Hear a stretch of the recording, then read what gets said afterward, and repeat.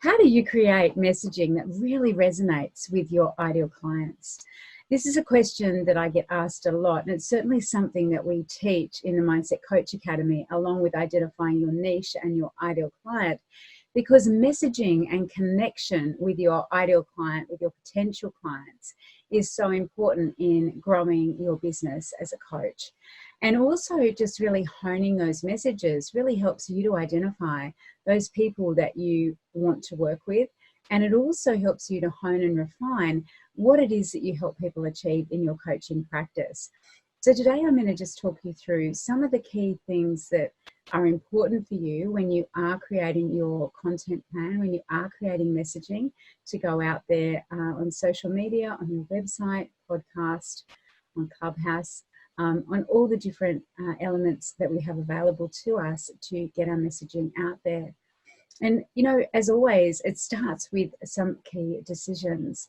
So, you know, you need to be specific about the niche that you serve, the outcome that you help your clients achieve, and also who it is that you're wanting to talk to. And I'm sure that you've heard before that one of the best ways to communicate effectively with your ideal client is to imagine that you're speaking just to that person. Once you've identified who that ideal client is, to engage in conversation and to write things that are just going to resonate with them, and you're speaking specifically to them rather than trying to speak more broadly as if you are in a crowded auditorium. Because what you really want to be able to do when you're communicating with your clients is to create that connection.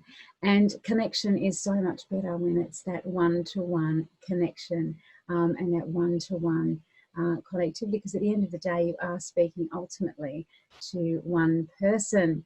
So what I wanted to introduce you to, first of all, was the need for you to really hone in on what it is that you help your clients achieve, and then also how you're going to get that out there and how you're going to demonstrate your credibility and how you're going to be able to articulate that with your clients.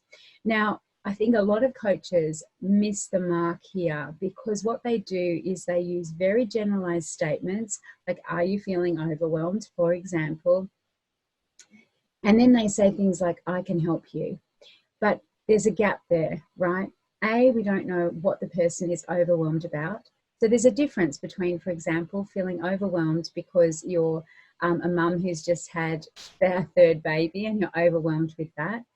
There's a difference between that person and a client who is overwhelmed because they've just been promoted at work and they're feeling a little bit out of their depth.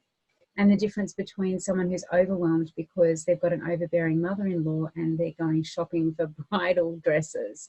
So 3 different circumstances in which the client can feel overwhelmed. And I think what we really want to do is to draw that in. And the way that we do that is by speaking about those kind of specific situations.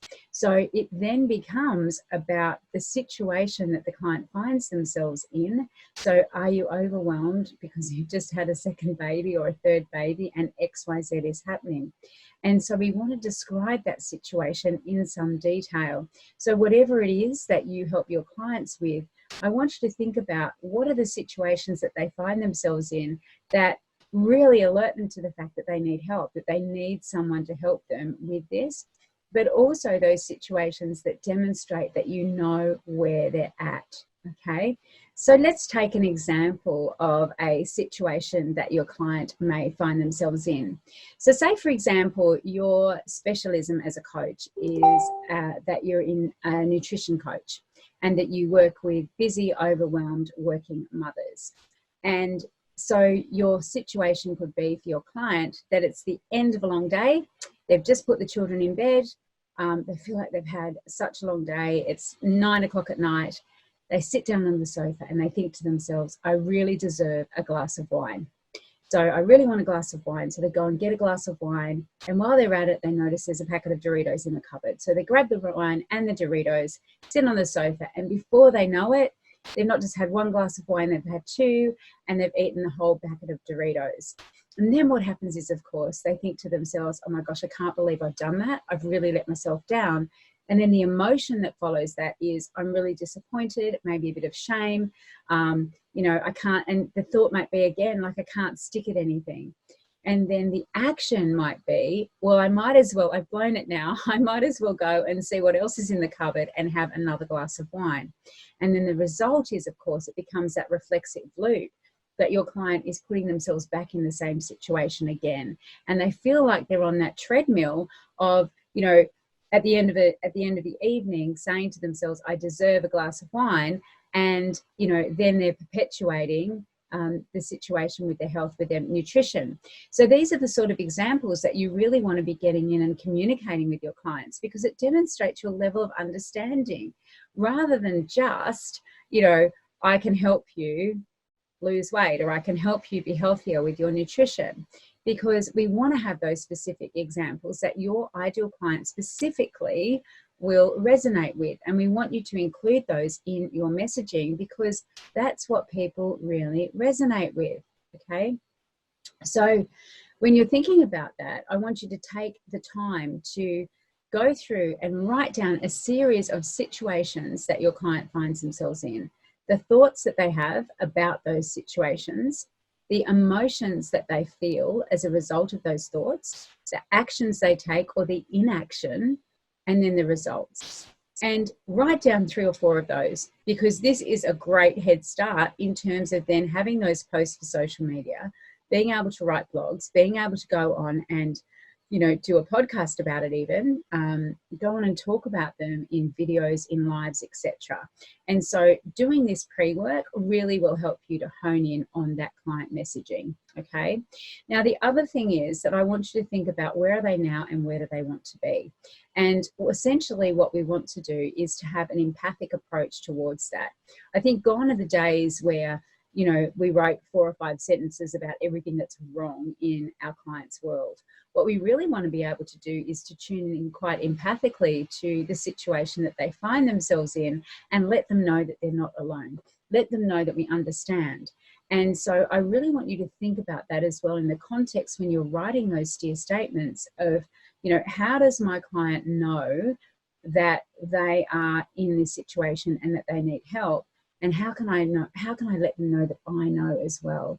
Like, I understand where they are at the moment.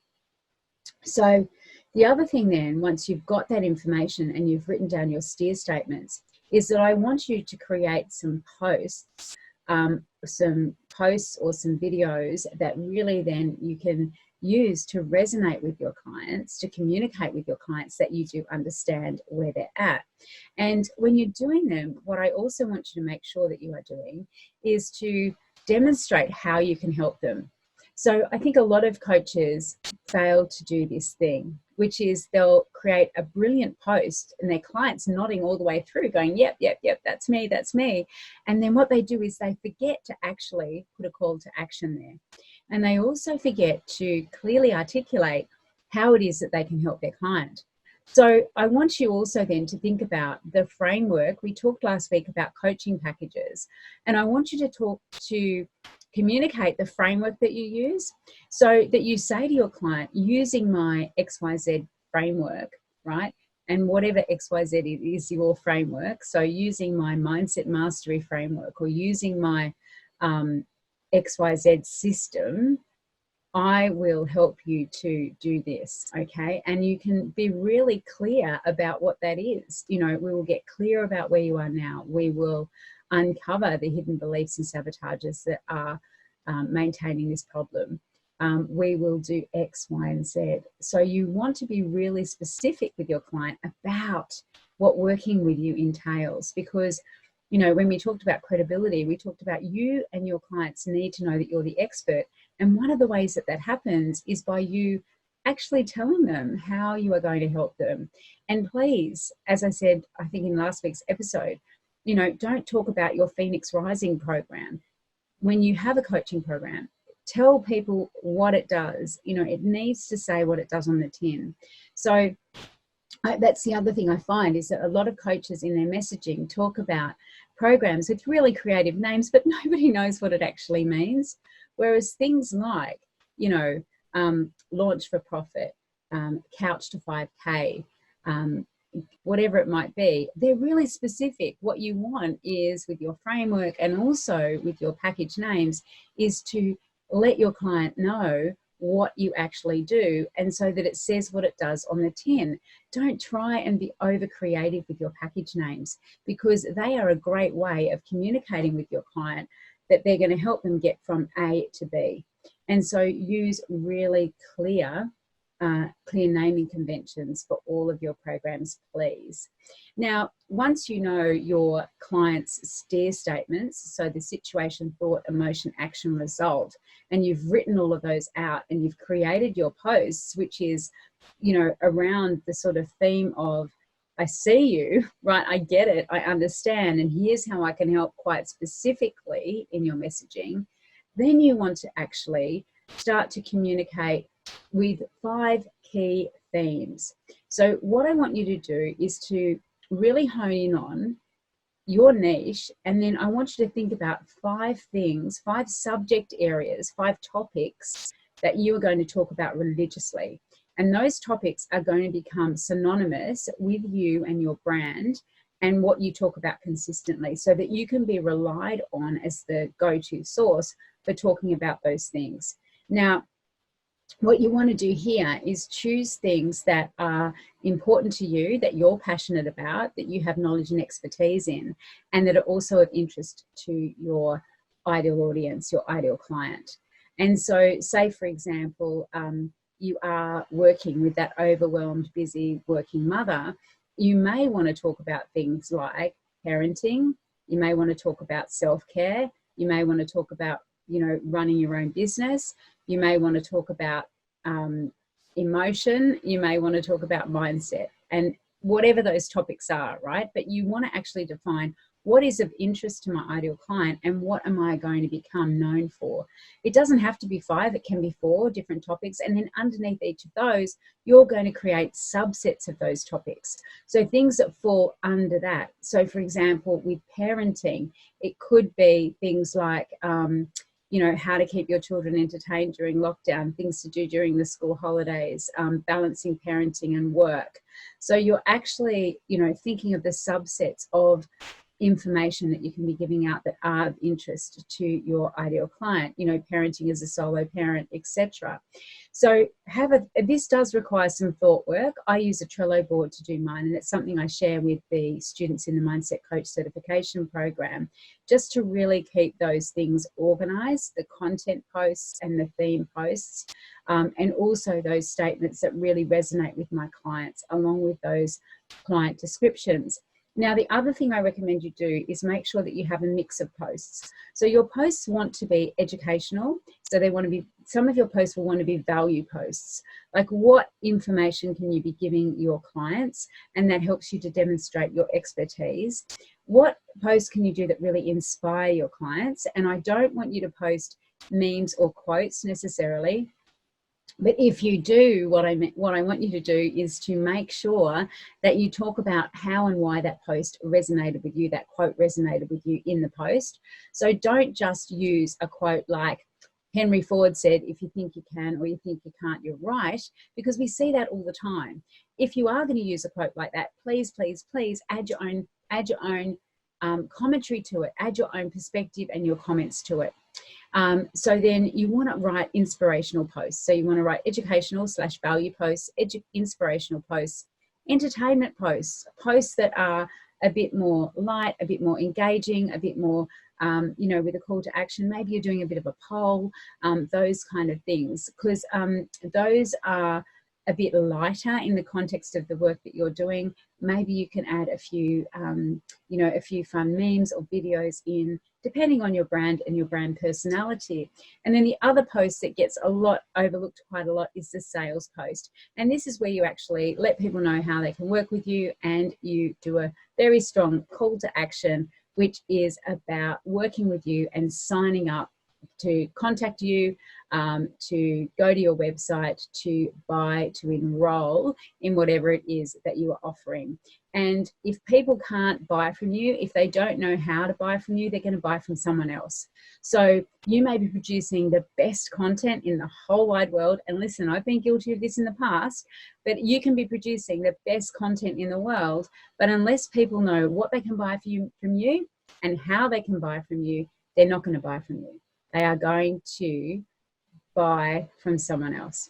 So it's really important that you share how people can work with you, share those frameworks that you use, describe your program, your package in some detail for your clients, and don't shy away from a long form post in these instances either.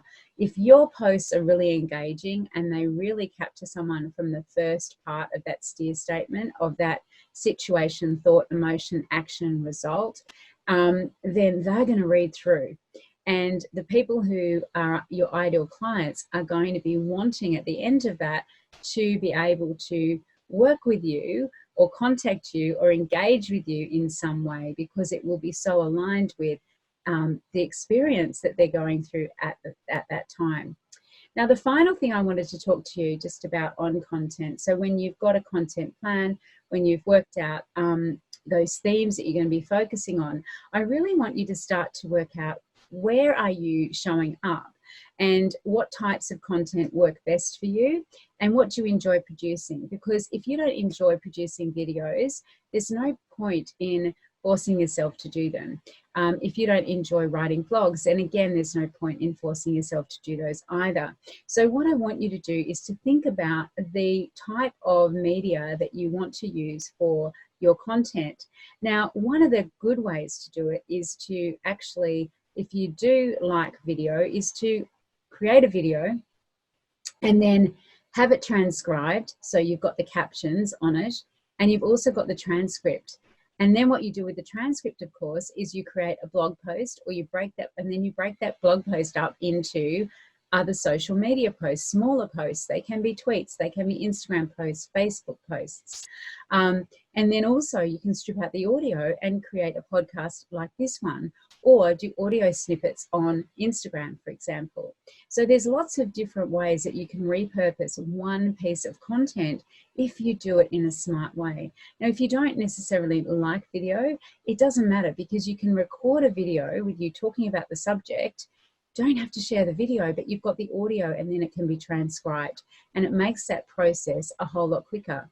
If, for example, you're great at writing, then please, by all means, just, do those written posts, and then perhaps use those and some dot points from that to do a few short videos, to do some reels on Instagram, to go onto TikTok if that's your bag. We can repurpose content quite easily and effectively and efficiently these days, and it's really about finding which media you really enjoy working with, and then thinking about, how can I repurpose this one piece of content to be more than one piece of content.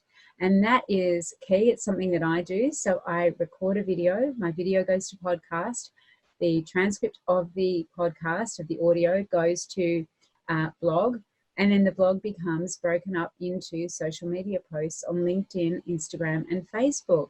And so it does save a lot of time and energy, but it also means, quite importantly, that your message is very consistent across that range of different media, and that you are having more opportunity to engage with your ideal client.